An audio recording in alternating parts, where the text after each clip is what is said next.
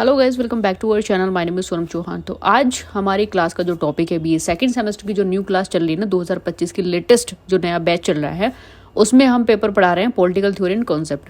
तो क्लास 11 है, अब तक की 10 क्लास हो चुकी है। तो आज की क्लास है law definition sources and classification, यानी कि आज हम बात करेंगे कानून के बारे में। कानून की क्या परिभाषा है, क्या उसके स्रोत है और उसको कितने भागों में डिवाइड किया गया है, कितने भागों में उसको बांटा गया है। ठीक है, सबसे अच्छी बात है हिंदी और इंग्लिश दोनों का ही यूज करके हम इस लेक्चर को, ये लेक्चर सीरीज पूरी आपकी चल ही रही है।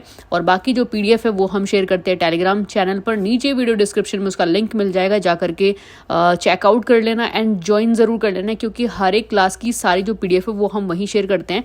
तो चलिए अब फटाफट से देखो भाई, एक लाइक जरूर कर देना एंड देन चैनल को सब्सक्राइब कर लेना अगर आपने अभी तक चैनल को सब्सक्राइब नहीं किया है। So please do subscribe and bell icon को प्रेस कर लेना, ताकि जो भी अपडेट है ना, जो नोटिफिकेशन है वो इमीडिएटली आप तक पहुंचता रहे।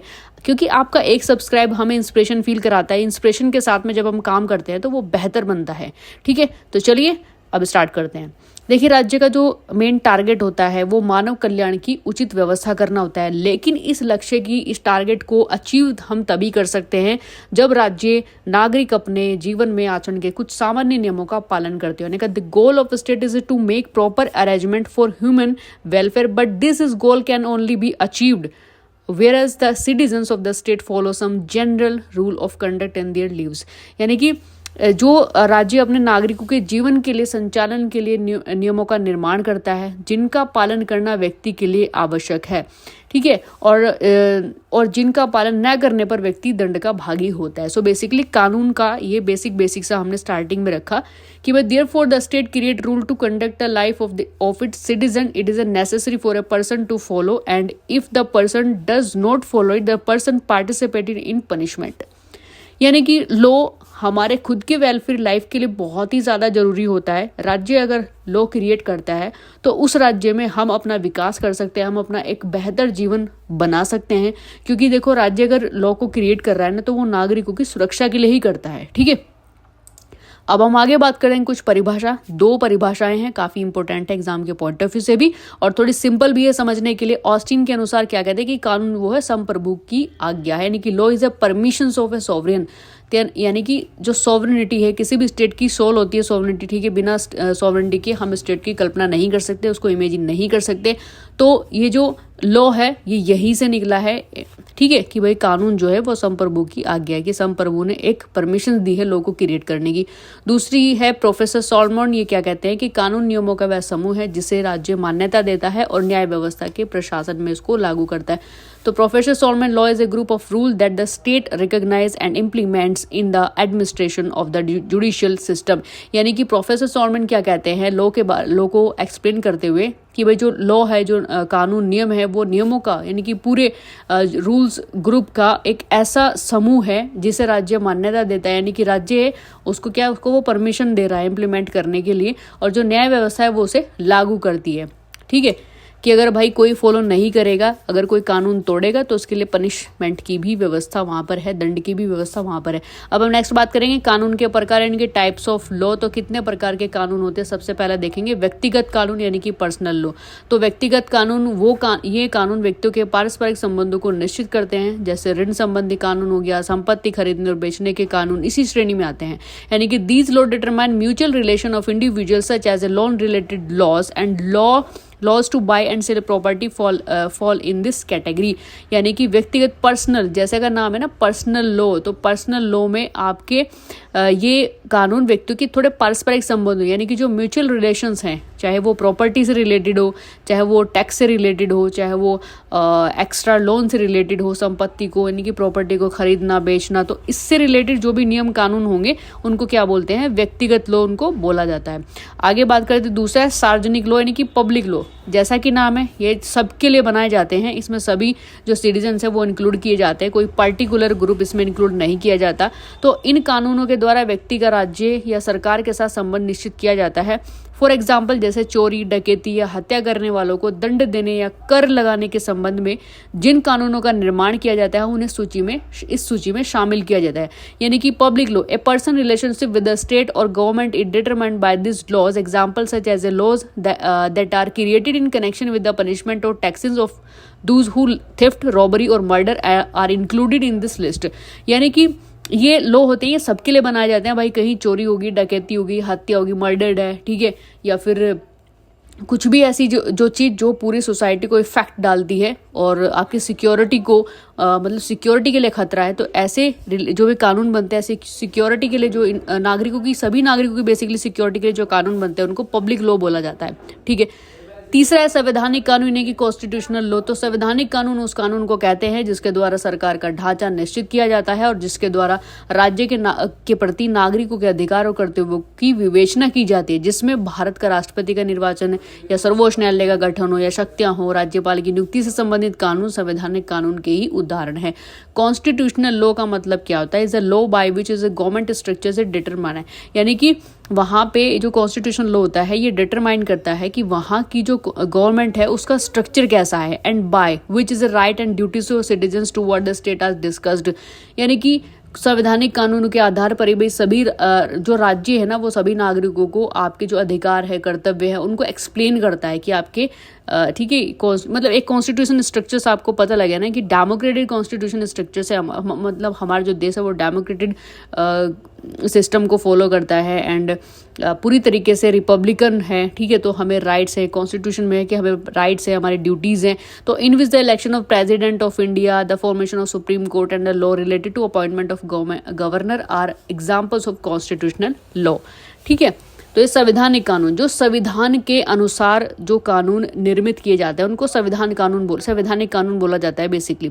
अब हम आगे बात करते हैं, फोर्थ पॉइंट आता है सामान्य कानून, यानी कि जनरल लॉ। तो नागरिकों के दैहिक जीवन और आचरण को नियमित करने वाले कानूनों को सामान्य कानून बोला जाता है, यानी कि laws that regularise daily life and conduct of citizen are called general laws, यानी कि ये व्यवस्थापिका द्वारा निर्मित होते हैं या रीति रिवाज या परंपराओं पर बेस्ड होते हैं, यानी कि दीज एडमिनिस्ट्रेटिव आर प्रोड्यूस्ड और rituals are based on traditions, customs, ठीक है। यानी कि ये कानून थोड़े से जनरल होते हैं, इनके ऊपर ऐसा नहीं है कि भाई बहुत तकड़े वाला कोई पनिशमेंट है, दंड की व्यवस्था है, ये थोड़ा कस्टम्स और रिचुअल्स के बेस्ड पर क्रिएट किए जाते हैं, ठीक है।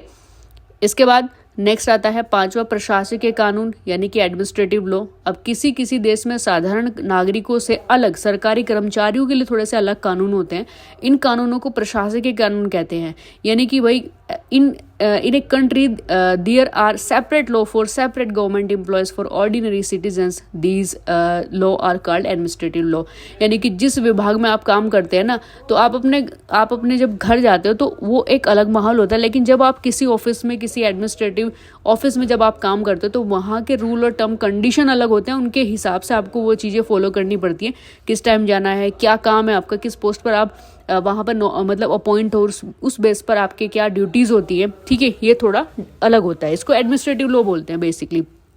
नेक्स्ट आता है कस्टम्स लॉ, जिसको बोलते हैं प्रथागत कानून या क्यूरेबल कानून। तो ये देश में प्रचलित रीति रिवाज और कानूनों का ही विकसित रूप होते हैं और न्यायालय ने मान्यता देकर कानून का रूप प्रदान करते हैं, यानी कि these are the developed form of customs and law in the country and the court give them the form of law by recognising them, ठीक है। यानी कि प्रथाओं के आधार पर जो कानूनों को बनाया जाता है। सो बेसिकली क्या होता है, देखो कोई भी रीति रिवाज जब एक बहुत बड़ी मेजोरिटी में लोग उसको फॉलो करते हैं, उसको मानते हैं, तो फिर जो व्यवस्थापिक होते हैं, लेजिस्लेटिव होती है, वो उसको कानून का रूप प्रदान करती है। तो इसको क्या बोलते हैं, प्रथागत कानून बेसिकली, ठीक है, जो कस्टम्स और रीति रिवाजों के बेस पर क्रिएट किए जाते हैं। नेक्स्ट आता है अध्यादेश, यानी कि ऑर्डिनेंस। तो किसी विशेष परिस्थिति का सामना करने के लिए अथवा किसी विशेष उद्देश्य को अचीव करने के लिए कार्यपालिका द्वारा एक निश्चित अवधि के लिए जो अध्यादेश जारी किया जाता है उसे अध्यादेश कानून या अध्यादेश उसको बोला जाता है, यानी कि ordinance. The ordinance issues by the executive for the certain period of time to face a particular situation on to fulfil a particular purpose is called ordinance. कहने का मतलब ये है, पार्लियामेंट, सारे कानून कहाँ पे बनते हैं भाई, पार्लियामेंट के, यानी कि संसद के अंदर कानून को बनाया जाता है। कोई भी बिल रखा जाता है ना, कानून से पहले वो एक बिल होता है, ठीक है। तो वो लोकसभा, राज्यसभा से पास होकर के अंदर राष्ट्रपति से फिर वो पास होता है, तब जाकर के बाद में जब वो तीनों ही जगह पास हो जाता है वो कानून तब बनता है, ठीक है। फिर वो एग्जीक्यूट किया जाता है कार्यपालिका के थ्रू। लेकिन ऐसा होता है कि कभी कभी सेशन नहीं चलता है और देश में ऐसी सिचुएशन आ जाती है कि भाई हमें एकदम से कानून बनाना है, तो वहां पर अध्यादेश के थ्रू उस कानून का निर्माण किया जाता है, ठीक है, यानी कि किसी विशेष परिस्थिति में। अब हम आगे बात करते हैं अंतर्राष्ट्रीय कानून यानी कि इंटरनेशनल लॉ। तो कानून के उपयुक्त जितने भी हमने यहाँ पे भेद किए वो राष्ट्रीय कानूनों के उदाहरण यानी कि नेशनल लॉ है, वो सिर्फ हमारे कंट्री के हिसाब से चलते हैं। लेकिन इसके अलावा भी एक और कानून होता है, विश्व के स्वतंत्र राष्ट्रों के पारस्परिक संबंध को नियमित करने वाले कानूनों को अंतर्राष्ट्रीय कानून कहा जाता है। यानी कि all the above mention distinctions of law are example of national law. यानी कि अब तक हम जितने 8 पॉइंट पढ़ते आ रहे हैं ना वो सब नेशनल लॉ है। But in addition there is another law that regularise and mutual relation of independent nation of the world are called international law. यानी कि हम इंडिपेंडेंट हैं भाई, जितने भी स्वतंत्र राष्ट्र है वो दूसरे राष्ट्र के साथ रिलेशन क्रिएट करते हैं, उसमें भी टर्म एंड कंडीशंस होती हैं, उनको फॉलो किया जाता है, तो वो अंतर्राष्ट्रीय कानून के अंतर्गत आती है। ठीक है, तो यहाँ तक की चीजें आई होप क्लियर आउट हो चुकी होंगी। चलिए अब बात करते हैं कानून के स्रोत यानी कि सोर्सेज ऑफ लॉ। तो किस किस आधार पर किस किस बेस्ड पर कानूनों को बनाया जाता है। तो रीति रिवाज या परंपरा यानी कि कस्टम्स के बेस पर, जैसे कि हम बताएं कि मेजोरिटी ऑफ पीपल्स यानी कि लोगों की बहुत बड़े समूह या बहुत बड़ी जनसंख्या जब किसी एक रीति रिवाजों को काफ़ी या परंपराओं को काफ़ी समय से वो मतलब उसको फॉलो करती आ रही है, एक समय बाद ये ना लेजिस्लेटिव उसको वो फिर कानून के रूप में बना देती है। ठीक है, उनके लिए कानून बना देता ताकि वो सिक्योर रहे। अब दूसरा धर्म के बेस पर भी कानूनों का निर्माण किया जाता है। तीसरा न्यायिक निर्णय यानी कि जुडिशियल डिसीजन, कुछ कानून जुडिशरी के थ्रू भी बनाए जाते हैं। एंड कानूनी टिकाएं लीगल कमेंट्रीज के आधार पर भी ये भी स्रोत है कानून बनाने का। एंड 5th पॉइंट है साम्य नीति और औचित्य यानी कि equivalent and policy of justification. And then next है व्यवस्थापन यानी कि अरेंजिंग। ठीक है जी, ये कानून के सारे स्रोत है। नेक्स्ट हम बात करेंगे अच्छे कानून के लक्षण, सिंबल्स ऑफ गुड लॉ। तो अच्छे कानून कैसे होते हैं, मतलब हमारे और आपके एक सामान्य नागरिक के डायरेक्शन से देखें, उसके पर्सपेक्टिव से देखें तो अच्छा कानून क्या होगा, जो भाई नॉर्मली जो हमें समझ आता हो। ठीक है, जो सीधी सीधी भाषा में हमें क्लियर हो रहा हो कि हाँ ये कानून हमारे लिए, और अगर हमने इसको फॉलो नहीं किया सो इसका पनिशमेंट ये है, ये दंड है, ये फाइन है, वो क्लियर होना चाहिए हर एक नागरिक के लिए। तो उसमें क्या क्या अच्छे गुण होते हैं, जैसे सरलता और स्पष्टता यानी कि सिंप्लिसिटी एंड क्लैरिटी। ठीक है, स्थायित्व यानी कि स्टेबिलिटी, ऐसा ना हो कि आज कानून बना और कल वो बंद हो गया, कल वो बदल दिया, कल उसमें अमेंडमेंट कर दिया, तो ऐसे कानून में ज्यादा लंबे समय तक नहीं टिक पाते हैं। तो कानून के एक अच्छे कानून के अंदर क्या होनी चाहिए, स्टेबिलिटी होनी चाहिए, व्यापकता यानी कि कम्प्रेहेंसिवनेस एंड व्यवहारिकता बिहेवियरली। तो व्यवहारिकता में भाई उसके अंदर एक बिहेव होना चाहिए, ऐसा नहीं कि कुछ भी उठा करके आपने कानून बना दिया। ठीक है, एक है निष्पक्षता यानी कि इम्पेरिटी। ठीक है, फिर नेक्स्ट आता है नागरिक अधिकारों के रक्षक, गार्ड ऑफ सिविल राइट्स। तो जो भी कानून होते हैं वो हमारे राइट्स को सिक्योर करते हैं, गार्ड के रूप में काम करते हैं, वो अच्छे कानूनों के लक्षण होते हैं। नेक्स्ट और लास्ट पॉइंट आता है कि मनुष्य के सर्वांगीण प्रगति के रक्षक, इनके protector of all round progress of human. जब ह्यूमन प्रोग्रेस करता है तो वो उसकी प्रोटेक्ट की तरह उसके साथ में खड़े रहते हैं। ठीक है, तो ये सारे पॉइंट क्या है, अच्छे कानूनों के लक्षण है। अब हम आगे बात करेंगे कानून के पालन का आधार, यानी कि हम कानूनों का पालन क्यों करते हैं, the basis of following the law, why do we follow the laws. कि भाई हम कानून को फॉलो क्यों करते हैं, ऐसी क्या बात है कि जो कानून बनाए सरकार ने बनाए, पार्लियामेंट में बनते, तो फिर वो लोग फॉलो करते हैं, वहाँ के नागरिक फॉलो करते हैं, ऐसे क्यों मतलब वो ना व्हाई। सबसे पहला है भय, डर की वजह से लोग कानूनों को फॉलो करते हैं, बिकॉज ऑफ उन्हें पता है कि अगर आप कानूनों को तोड़ोगे, कानून के अगेंस्ट जाओगे तो आपको पनिशमेंट मिलेगा, ऊपर से आप फाइन भी भरोगे। तो फियर जो है वो सबसे बड़ा तर्क है, वो सबसे बड़ा कारण है कि लोग कानूनों को फॉलो करते हैं। ठीक है, वैसे कुछ लोग बहुत ही धुरंधर होते हैं, उनके सामने कितनी स्ट्रिक्ट लॉ आप क्रिएट कर दो बट वो मतलब क्राइम करते ही करते, उनके अंदर क्राइम करने मतलब वो डर होता ही नहीं है कि उनको बाद में दंड मिलेगा या फिर उनको मतलब भाई फांसी की तक की सजा, ऐसे हीनियस क्राइम है कि फांसी की सजा है, लेकिन फिर भी लोग डरते नहीं। ठीक, दूसरा है लॉजिक यानी कि तर्क। तो कानून का पालन हम करते हैं क्योंकि इसमें एक लॉजिक होता है कि भाई ये जो कानून बनाया गया ना, ये हम नागरिकों की भलाई के लिए, उनकी सिक्योरिटी, उनके सेफ्टी गार्ड के तरह वो यूज़ किया जाएगा। ठीक है, एक उसकी उपयोगिता यानी कि उसकी यूटिलिटी, उसकी एक उपयोगिता, उसका एक इम्पोर्टेंस होती है लोग जब बनता है नागरिकों के लिए, जब कानून बनाए जाते हैं तो उसकी एक अलग इंपॉर्टेंस होती है। वो बेफालतू में नहीं बनाया जाता कि ठीक है ये बना दिया फॉलो करो या ना करो, that is not important. But हाँ, जो भी कोई लॉ बनता है ना उसकी एक अलग उपयोगिता होती है, उसकी यूटिलिटी होती है। फिर है सहानुभूति, सिंपैथी, स्वभाव, आलस्य यानी कि नेचर एंड लेजिस्नेस। तो ये स्वभाव का मतलब होता है बेसिकली कि भाई जो कानून है ना वो स्वभाव के हिसाब से भी बनता है। किसी किसी राज्य में लोगों का स्वभाव ही डिपेंड करता है कि वहाँ के जो कानून है वो स्ट्रिक्ट होंगे या थोड़े मॉडरेट होंगे, लिबरल होंगे, क्योंकि जितना ज़्यादा लोगों के अंदर क्राइम जैसा स्वभाव होगा ना कि भाई चोरी डकैती बहुत ज़्यादा हो रही है या छिटपुट जो घटनाएं हैं, इंसिडेंट है, वो बहुत ज़्यादा हो रहे हैं, तो वहाँ पे उसी तरीके से जो लॉ होगा वो स्ट्रिक्ट होगा।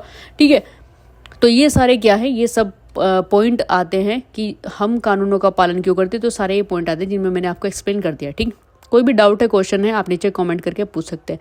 इसके बाद आप सभी को पता है हमने 2 क्वेश्चन इंपॉर्टेंट लेते हैं लास्ट में। ठीक है, और आप सभी जानते हैं कि जल्द ही हम MCQs वाले सीरीज भी स्टार्ट करेंगे, तो जिसको हम यूनिट वाइज डिस्कस करेंगे। तो क्वेश्चन क्या है कि विधान पालिका का मुख्य कार्य क्या है, the main function of the legislature is. तो विधान पालिका क्या काम करती है, तो ऑप्शन इसका ये सही हो जाएगा, कानून निर्माण यानी कि लॉ मेकिंग। ठीक है, अगला क्वेश्चन देखिए कि कानून शब्द राज्य का शिशु ही नहीं है बल्कि उसका जनक भी है। ये शब्द किस विद्वान का, the word law is not only infant of the state but also his father, which word is a word from which scholar. तो किस स्कॉलर ने स्टेटमेंट दिया है, तो यहाँ पर ऑप्शन का सी सही हो जाएगा, मैकआइवर। मैंने एक स्टेटमेंट या नॉर्मल क्वेश्चन को मैं इसलिए इंक्लूड मैंने इसलिए किया है बिकॉज ऑफ ये इंपॉर्टेंट होता है और आपके MCQs वाले पेपर पैटर्न में इस तरह के स्टेटमेंट पूछे जाते हैं। ठीक है, तो मेक श्योर आज का वीडियो लेक्चर आपको डेफिनेटली क्लियर आउट हो चुका होगा।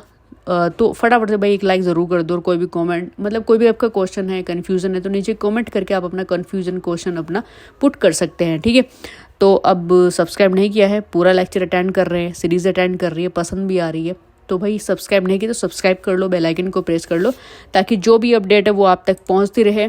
तो चलिए मिलते हैं नेक्स्ट इन्फॉर्मेशन के साथ में नेक्स्ट वीडियो लेक्चर में। तब तक के लिए जय हिंद, जय भारत।